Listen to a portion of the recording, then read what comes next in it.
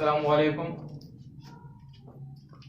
आइए आज आपको एक ऐसे विद्यार्थी के बारे में, एक ऐसे स्टूडेंट के बारे में बताते हैं जो शुरू में एक सामान्य विद्यार्थी था, लेकिन उसने मेहनत की और अच्छे लोगों के संपर्क में वो रहा और अच्छे गुरुओं की जब उसे मार्गदर्शन मिला तब उसने एक बहुत अच्छा रास्ता पकड़ा और एक अपने जामिया मिलिया इस्लामिया दिल्ली में जो यूनिवर्सिटी है, टॉप 10 यूनिवर्सिटियों में एक नंबर आता, उन टॉप 10 में से है वो।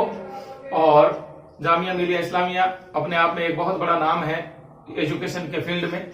वहां से इस बच्चे ने जो है अपना एंट्रेंस एग्जाम एमएससी फिजिक्स के लिए दिया था और अल्लाह का बड़ा शुक्र है कि पहले ही प्रयास में, पहले ही अटेम्प्ट में उसने ऑल इंडिया लेवल मुस्लिम की जो रैंक होती है उसमें पहला स्थान प्राप्त किया है। आपको इस बच्चे से आज मिलवाते हैं और इसका इंटरव्यू भी आपको करवाते हैं।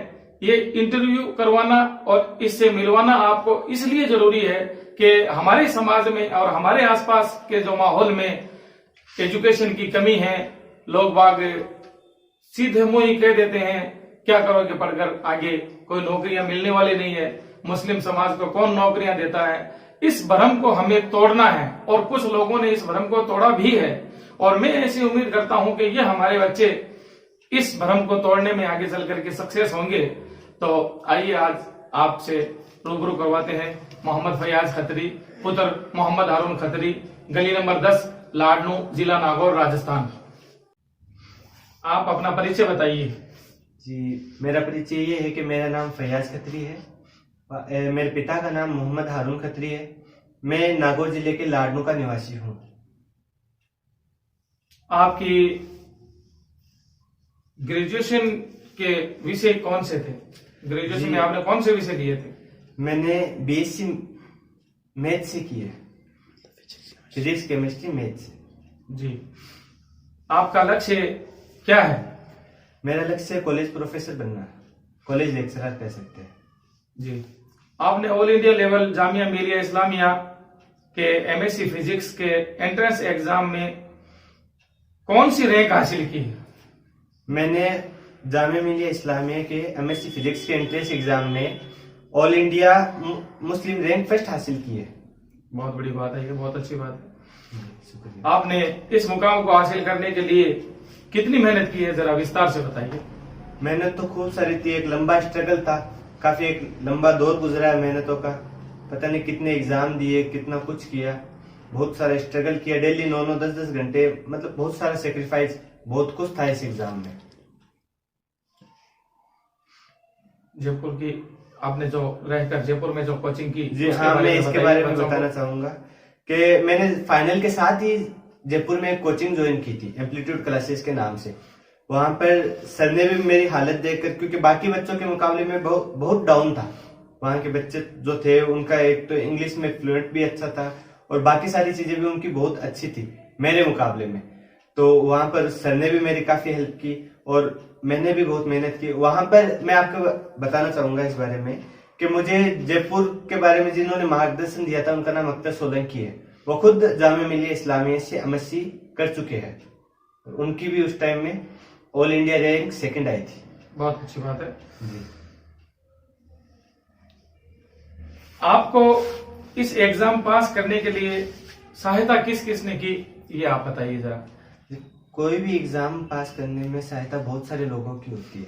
इनमें मैंने बताया कि मुझे मार्गदर्शन करने वाले अख्तर सोलंकी थे, मेरे कोचिंग में जिन सरों ने मुझे पढ़ाया और जो मेरे सहपाठी थे। इसके अलावा बहुत सारे लोग थे जिनकी दुआएं और अल्लाह ताला की मेहरबानी थी, उनका करम था कि मतलब मैं उस मुकाम पर पहुंच गया। अस्सलाम वालेकुम। मेरा नाम अख्तर हुसैन सन ऑफ खुर्शीद सोलंकी, मैं लाडनू तेली रोड गली नंबर 16 का निवासी और दिल्ली जामिया मिलिया इस्लामिया 2016 से 2018 के बैच से एमएससी पास आउट। आज मैं आपको एक हमारे स्टूडेंट भी कह सकते हो और साथी भी कह सकते हो से रूबरू करवाया था हमारे सर ने। मैं थोड़ा इसके बारे में आपको बताना चाहता हूं कि आज मेरे पास बैठे हैं एक शख्सियत है फयाज खत्री सन ऑफ हारून खत्री। हम थोड़ा आपको ये बताना चाहते हैं कि इनका जो मेहनत का जो लेवल था, इन्होंने जो स्ट्रगल किया था, इन्होंने जो ये जामिया के एंट्रेंस एग्जाम में फर्स्ट रैंक हासिल की है, ये कितने बड़े लेवल पर मेहनत करनी पड़ती है, कितना स्ट्रगल करना पड़ता है और कितनी चीजें सेक्रीफाइस करनी पड़ती है, उसके बारे में हम आप इनसे पूछेंगे कि बताइए आपने किस कदर इस प्लेटफॉर्म को बनाया, इस मुकाम को हासिल किया, कैसे आपने राह देखी और किस हिसाब से आपने पूरा एक सिस्टम तैयार किया। आप बताइए हमें, सभी बच्चों को और जितने भी सुनने वाले हैं उनको। मैं आपको बताना चाहूंगा, जब मैं बीएससी फाइनल ईयर में था तो आपने ही मुझे बताया था कि फिजिक्स, एमएससी फिजिक्स एक अच्छा ऑप्शन है अगर तुम कॉलेज लेक्चरर बनना चाहते हो तो। और आपने मुझे कोचिंग का भी बताया, तो वहां से मैं जयपुर कोचिंग करने के लिए चला गया अपने फाइनल ईयर के साथ में। और जैसे कोचिंग में गया तो वहां का माहौल देखा, वहां पर कैसे सब इंग्लिश में पढ़ते हैं। और क्योंकि मैं एक हिंदी भाषी क्षेत्र से हूँ जहां पर यहाँ पर पढ़ाई का भी इतना बोलबाला नहीं है, इतना माहौल नहीं है, लेकिन वहां पर बहुत ज्यादा माहौल है। मैंने क्लास में देखा अच्छे धुरंधरों को जिनके 90 से नीचे % नहीं है, मतलब बहुत आगे थे वो इस लेवल में। और वहां पर मेरे अंदर एक चीज थी कि मैंने वहां पर हार नहीं मानी, इतने लोगों का साथ था, उम्मीद थी कि हाँ यहाँ तक आए तो आगे भी जाएंगे, ये चीज लेकर। फिर वहां पर क्लास में मैंने ध्यान देना शुरू किया, सर को भी अपनी मुश्किलें बताई कि सर ये दिक्कत है, तो उन्होंने भी खूब सपोर्ट किया कि कोई दिक्कत नहीं है, अगर तुम्हें कोई चीज नहीं समझ में आ रही तो मैं आराम से बताऊंगा, तुम 2 बार पूछ सकते हो, 3 बार पूछ सकते हो यानी। और फिर मैं उस वक्त और उसके बाद में इस एग्जाम तक मैंने खूब बहुत ज्यादा मेहनत की, डेली 9-9, 10-10 घंटे, और यहाँ तक कि एग्जाम टाइम में तो 13-13, 14-14 घंटे तक पढ़ता था, बस इसलिए कि इंशाल्लाह यहाँ तक आए। हमारे पीछे बहुत लोगों की उम्मीदें हैं, इन सब पर खरा उतरना है। ये जो आप इतने बड़े एग्जाम को आपने पहली बार में क्रैक किया, इसके पीछे का जो विजन था, आपने उससे पहले भी कुछ ऐसे एग्जाम दिए थे क्या, जैसे कि IIT जेम होता है, TIFR होता है, उन एग्जामों में उनके जो फ्यूचर होते हैं उनके बारे में आप बच्चों को बताइए, ताकि वो मोटिवेट हो और वो भी इसकी तरफ रूबरू हो, चाहे वो फिजिक्स में आए, केमिस्ट्री में आए, मैथ में आए, जो भी उनका ऑप्शनल सब्जेक्ट है, उनको जो पसंद है, हर फील्ड में ये इन चीजों की व्यवस्था है। ऐसे एंट्रेंस एग्जाम होते हैं, जैसे बच्चे का इंटरेस्ट हो उस हिसाब से भी आप थोड़ा हमें बताइए। देखिए, जैसे कि मैं यहाँ से हूँ तो मुझे तो इन चीजों का इतना पता नहीं था जब तक मैं यहाँ पर था, पर सबसे पहले आपने बताया कि तुम जयपुर चले जाओ, वहां पर IIT जेम की और की कोचिंग होती है, तो मैं वहां गया। वहां जाकर बहुत सारी चीजों का पता चला कि फाइनल के बाद में हमारे सामने कितने ढेर सारे रास्ते हैं, जिनमें एक IIT जेम भी बहुत सुनहरा ऑप्शन है। इसके अलावा TIFR, Tata institute of fundamental research, JEST का एग्जाम और कई सारी सेंट्रल यूनिवर्सिटी के एग्जाम लगते हैं, जिनसे बच्चा अपना एक बेहतर भविष्य बना सकता है। ये हमारे भाई फयाज थे, और अभी इनसे थोड़ी देर पहले भाई अख्तर सोलंकी इंटरव्यू ले रहे थे और इनके संघर्ष के बारे में बातचीत कर रहे थे। देखिए, अपने बच्चों में ये माहौल होता है कि पूरी अपनी चेष्टा और पूरी अपनी लगन लगा करके पढ़ते नहीं है, हायर परसेंटेज लाते नहीं है, और फिर बातें करते हैं नेगेटिविटी की, नकारात्मकता की बातें करते हैं।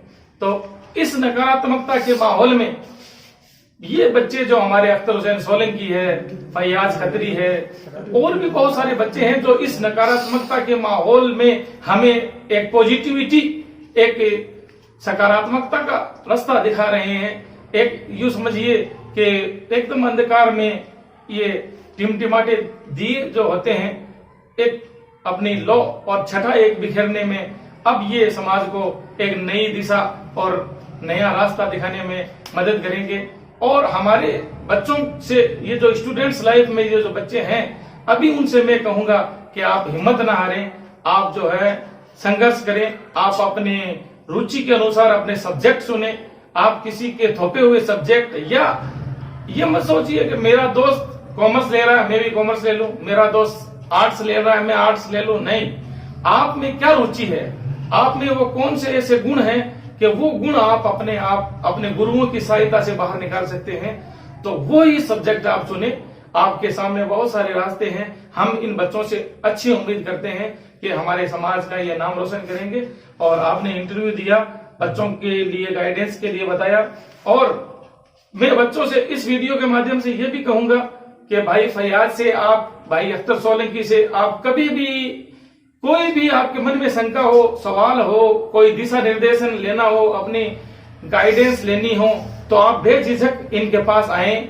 आप मेरे पास भी आ सकते हैं, इन बच्चों से भी आप गाइडेंस ले सकते हैं। हमारा जितना ज्ञान है, इन बच्चों का जितना ज्ञान है, आपके लिए हमेशा हमारे दरवाजे खुले हैं। और आपने बच्चों के लिए जो इंटरव्यू दिया, बहुत अच्छी बातें बताई, आपकी मेहनत से हम खुश हुए और उम्मीद करते हैं कि आप अपना और अपना परिवार का नाम रोशन करेंगे। इसके लिए आपको बहुत बहुत शुक्रिया।